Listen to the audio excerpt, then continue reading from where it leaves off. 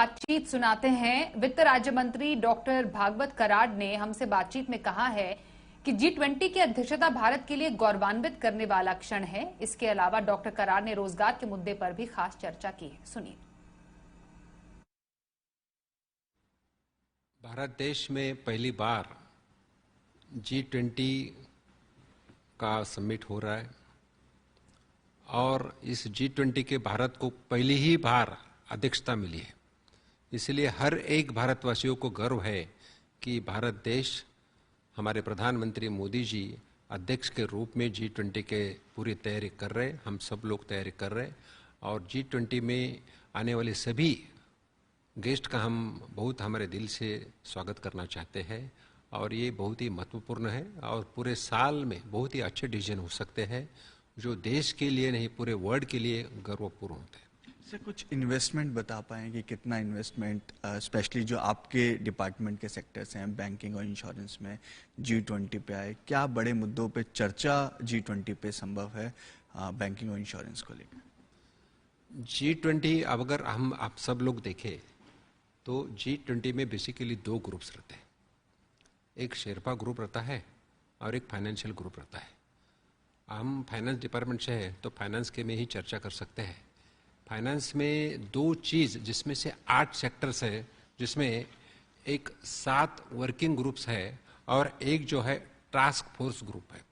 दोनों ही महत्वपूर्ण है। वर्किंग ग्रुप में फ्रेमवर्क विथ वर्किंग ग्रुप, जिसमें भारत और यूके इनके अध्यक्षते का में काम होने वाला है और ये पूरी दुनिया के लिए आगे चल के इकोनॉमी कैसी रही इसका फ्रेमवर्क बन जाएगा और ये पूरी दुनिया के लिए मार्गदर्शन देगा। उसी के साथ global partnership for financial inclusion, एक बहुत महत्वपूर्ण फाइनेंस सेक्टर में जो डिस्कशन हो जाएगा, तो how to involve all peoples और फाइनेंशियल इंक्लूजन कैसा बढ़े, ये महत्वपूर्ण डिस्कशन हो सकता है और ये पूरे विश्व के लिए एक मार्गदर्शन करने का तरीका हो सकता है।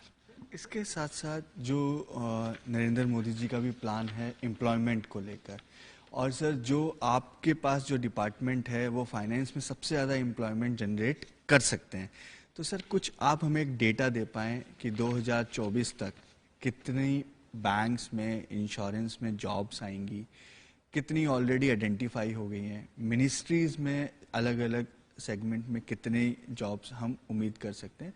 तो यदि वो एक मिले तो एक जो एक मेन एजेंडा जो सरकार का है वो कहीं ना कहीं फुलफिल हो पाएगा।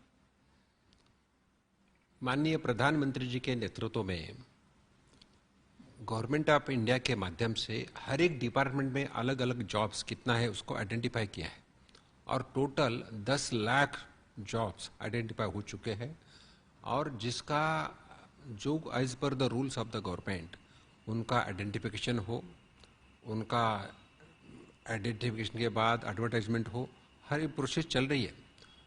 अभी तक 1.5 लाख लोगों को जॉब्स मिल चुके हैं और जिसका मैं बताना चाहता हूँ, प्रधानमंत्री जी के कर कमलों द्वारा दिल्ली से एक फंक्शन हो जाता है और हम हमारे सब मंत्री हर एक स्टेट में जाके वहाँ उनका जॉब का ऑर्डर इशू करते हैं।